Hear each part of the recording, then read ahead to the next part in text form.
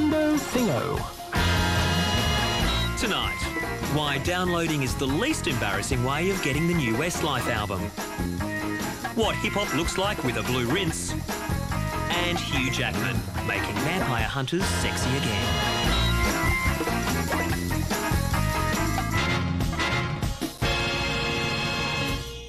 Hello and welcome to Mondo Thingo, the show that's pleased to report that green is the new red. We predict hundreds of fashionable traffic accidents over the coming week. Tonight we're downloading music, staking vampires and showing you how to embarrass your baby. But first, let's get some celebrities in our crosshairs as we lock and load with the latest reports from the entertainment frontlines. Australian country star Keith Urban has it all. Looks, talent, my phone number anytime he cares to ask for it.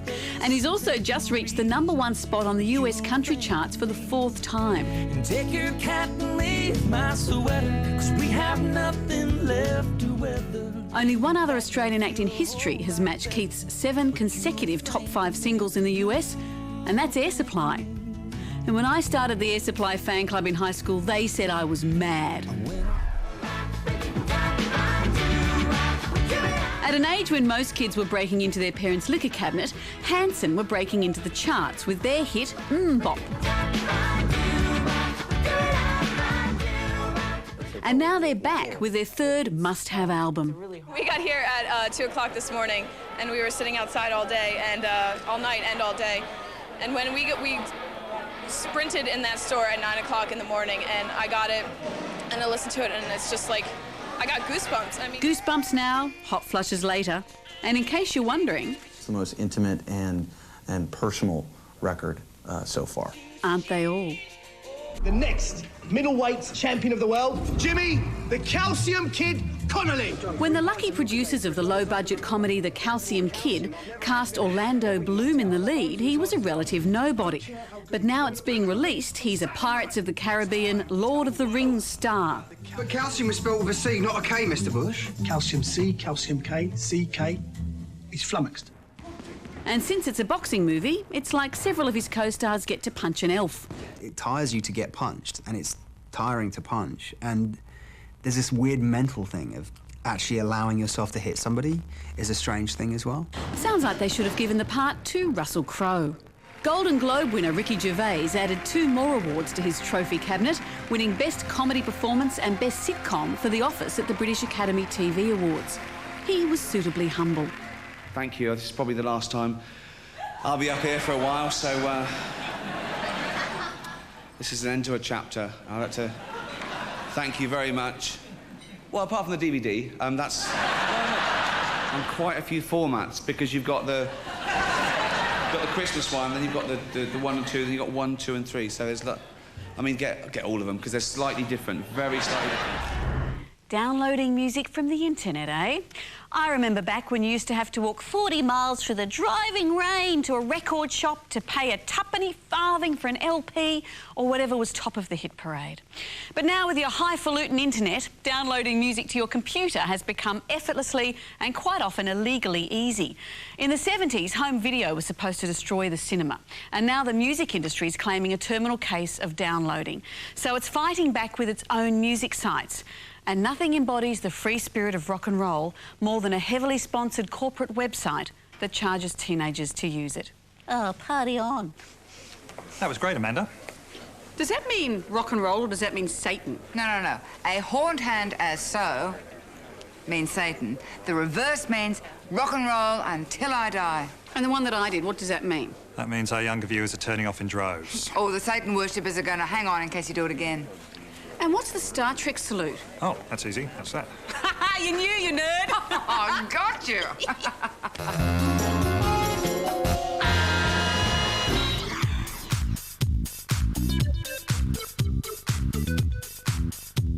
Whether or not the download issue is the saviour or the end of the music industry is still up for grabs.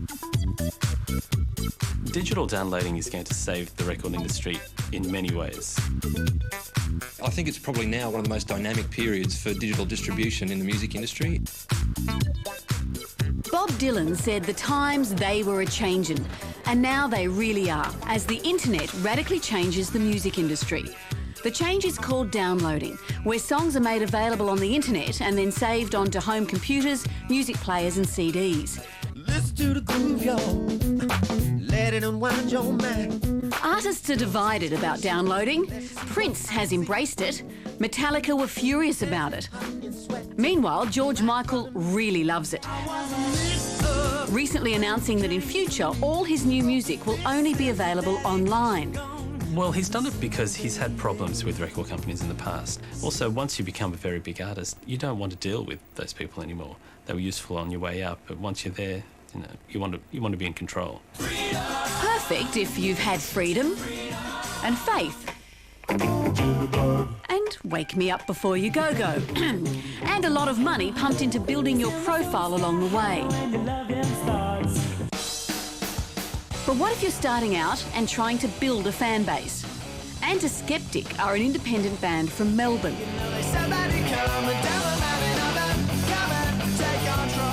Digital downloads is probably the perfect promotional tool for any young bands or unsigned bands that don't have a label or a publicist or a manager.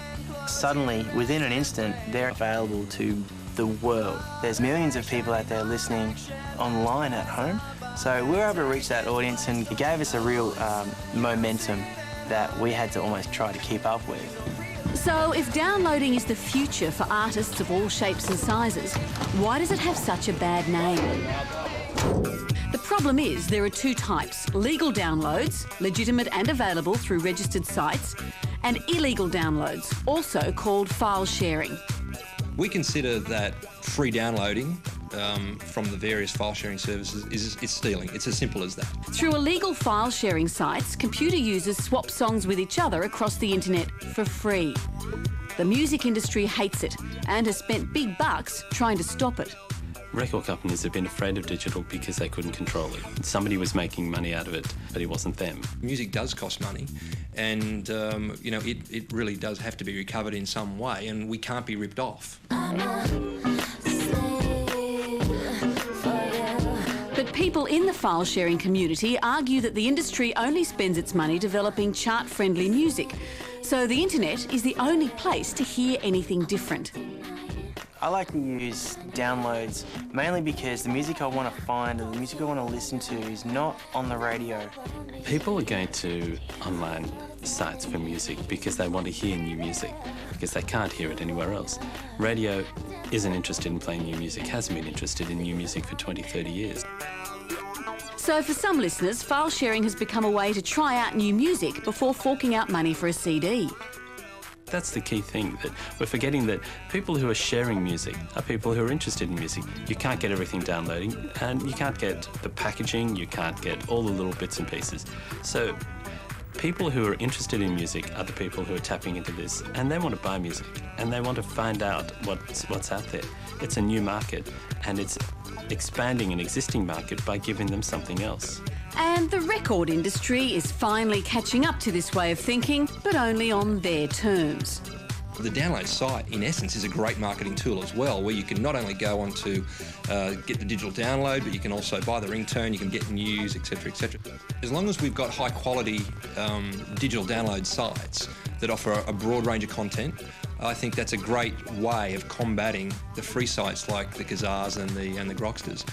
You know, we can really move forward and see some real revenues from this area.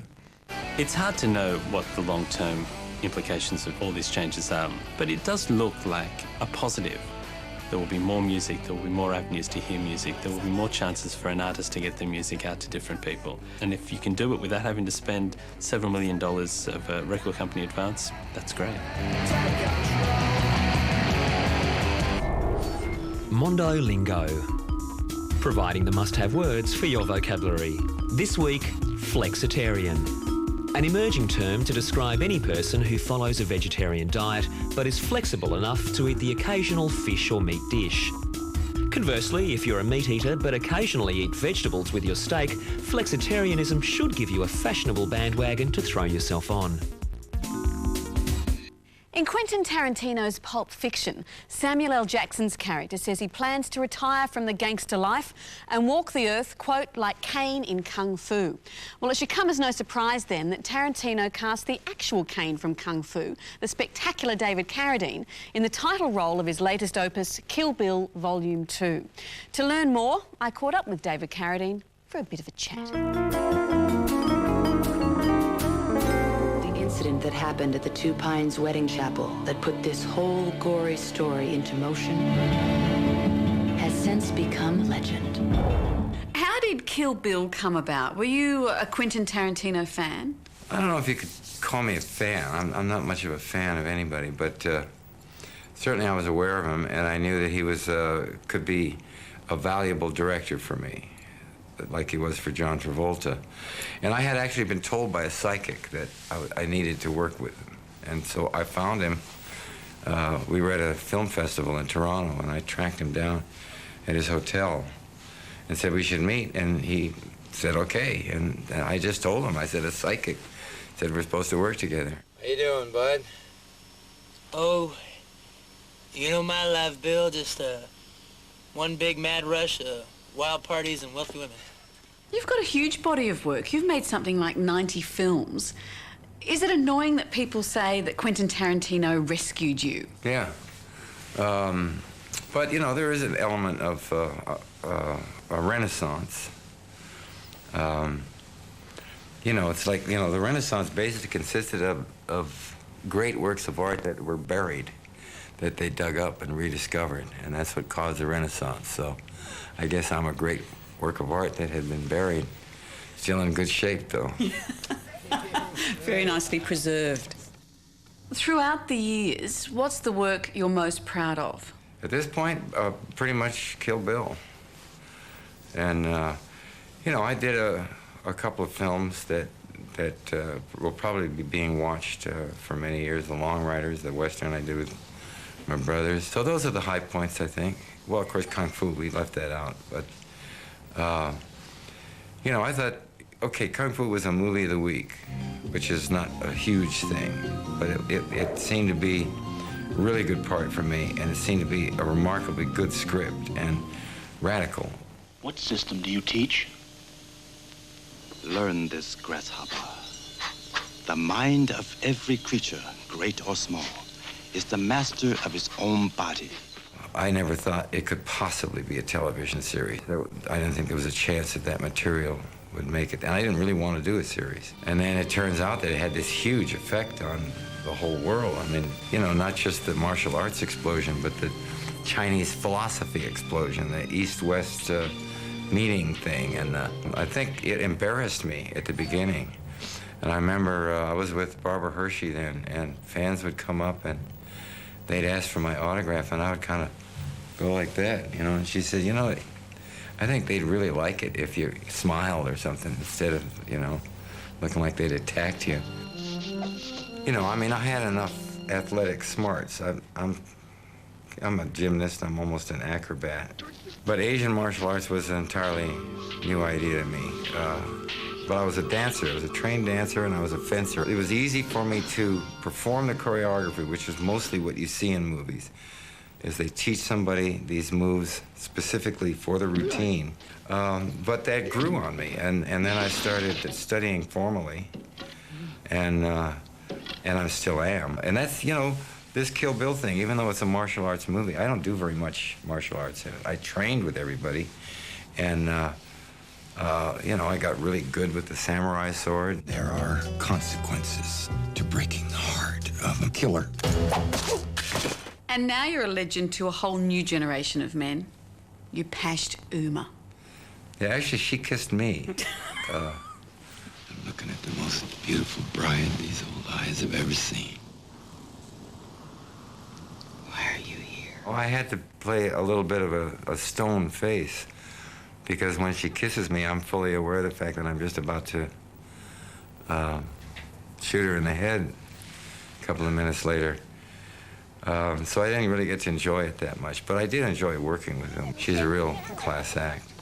And Tarantino is more fun than you can imagine to work with. He works you really hard. It's grueling, and And this is a very long shoot, but you enjoy every second of it.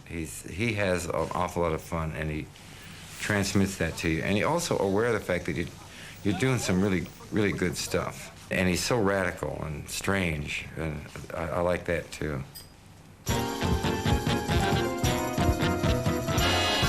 Since the phrase "I'm with stupid" appeared on a T-shirt in the 70s, the novelty T-shirt has been the trusted source of pectoral hilarity. But the cutting-edge folk at t-shirthell.com in the US knew it could be so much more. It could be surly as well. For instance, no more misunderstandings when I go to Mondo Thingo meetings wearing this. I bring nothing to the table. And where's my cup of tea? And to add your voice to the democratic process, I'll bet you vote this time, hippie. And we all know that guys like their girls of easy virtue to have a sense of humour. So, if you can read this, I must be drunk. Charming. Oh, hello. Modelling a favourite from the autumn collection is my little man, Amanda Jr. with They Shake Me. There you go, look at that. What a great way of making friends with other playgroup mums or even over-eager child welfare officers. Hey? And of course, Amanda Jr. here never gets out of his crib for less than $10,000 a day.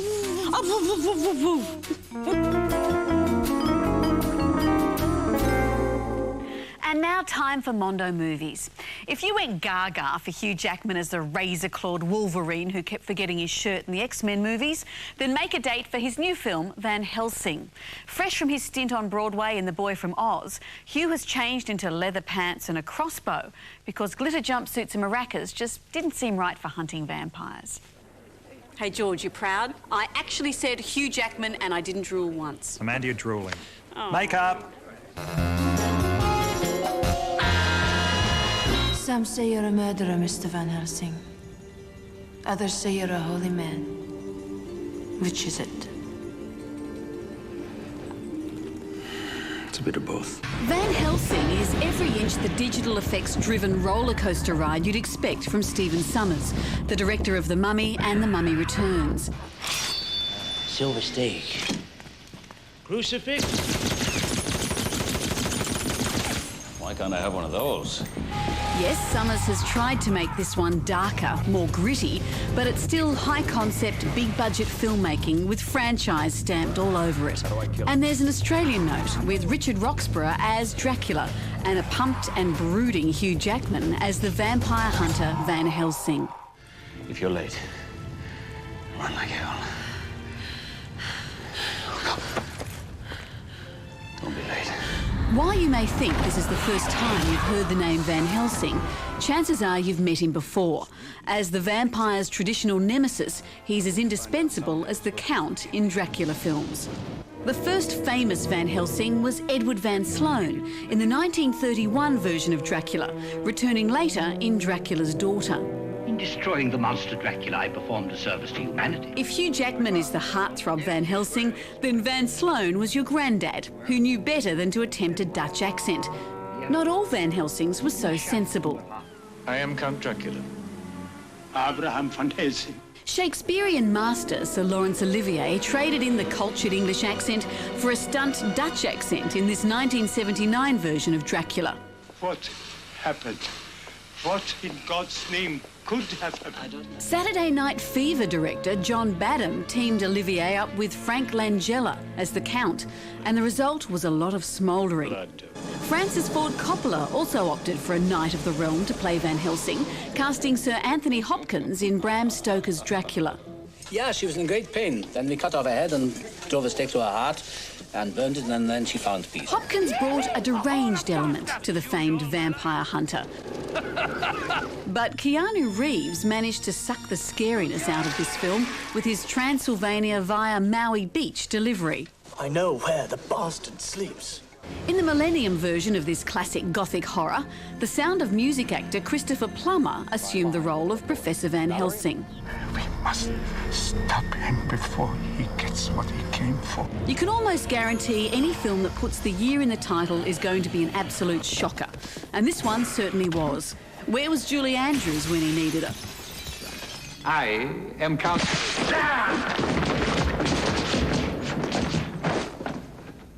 Dracula. And injecting some fresh blood into the concept was Mel Brooks as Van Helsing in his 1995 send-up, Dracula, Dead and Loving It. And if she dies, she will become one herself. What? She will become one herself. Much of the film is a parody of the Francis Coppola Dracula movie, and apart from a couple of reasonable laughs, it's about as funny as a blood transfusion.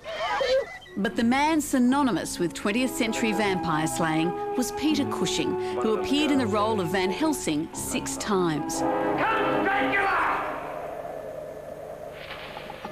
Look on me, Dracula. Dracula AD 1972 is one of the last of the famous Hammer Films Dracula movies, and the first ever to be set in the present.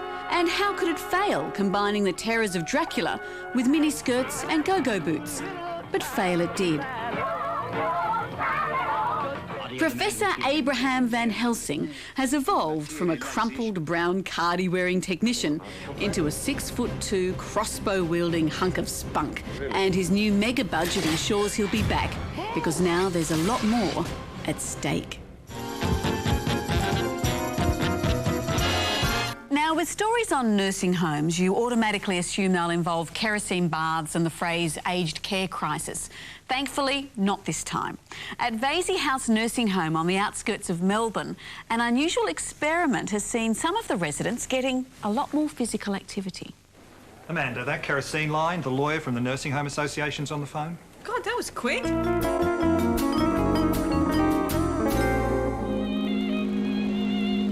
It's Friday morning at the Vasey House Aged Care Facility in Melbourne, and the residents are waiting for their dance instructors to arrive. Love is the sweetest thing. What else on earth could ever be? We look forward to seeing them and dancing with them. Try to be as happy as we can. The dancing I've done actually was quick step, foxtrot, modern waltz and tango. All modern dancing. When those young guys come, we had them once before. I envied them their muscular ability, because I can't fall over with the dignity now. And here come the instructors. For the last 6 months, these 16-year-olds from Parade College in Bundoora have been paying weekly visits to Vasey House. Their mission? To teach the seniors how to break dance. Then when you push up, side to side happens, and then do the same thing, it goes out, and then you pretty much repeat the process to each arm. Just to and flow. Dory Shallard is 83. Until recently, she thought that hip-hop was what rabbits did, and that breakdancing would involve time in traction. No, just pull it out. I didn't know anything about rap dancing. I could jitterbug, I could do all the twisting and all that sort of thing, but rap dancing, I just didn't know what that was until we saw it, and then I saw them rolling themselves on the floor and shaking, and I thought, but you'd have a go, you'd have a go. We'd try. We'd all have to have stretches after, probably. But we have a lot of fun. There's only one thing. We can't twirl around on the floor. No, no. We'll start with the arms, Dory, all right?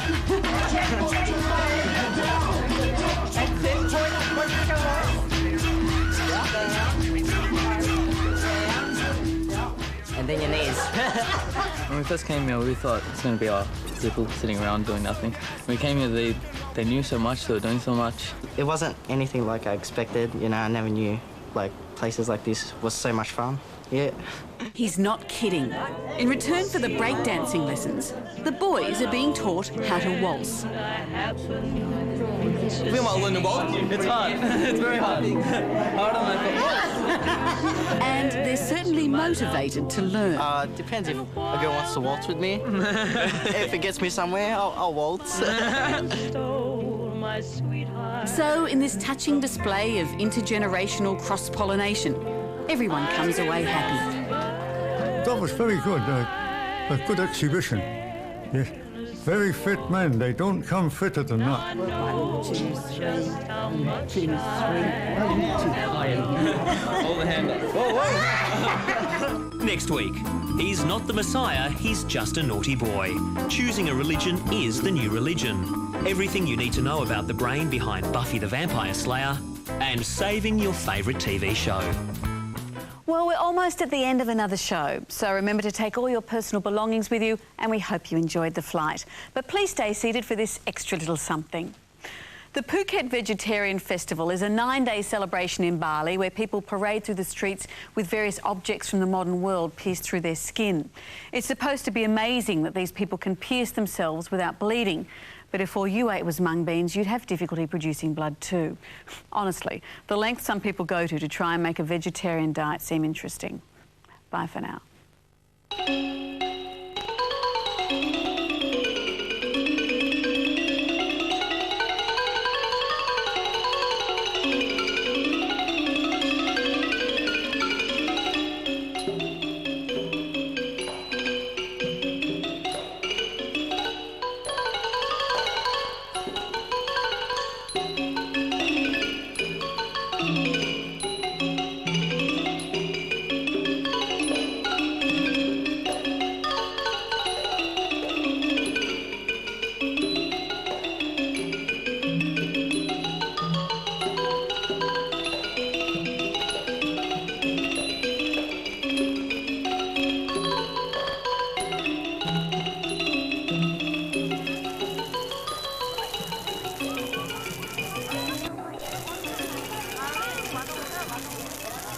Everybody is shocked by these horrific images.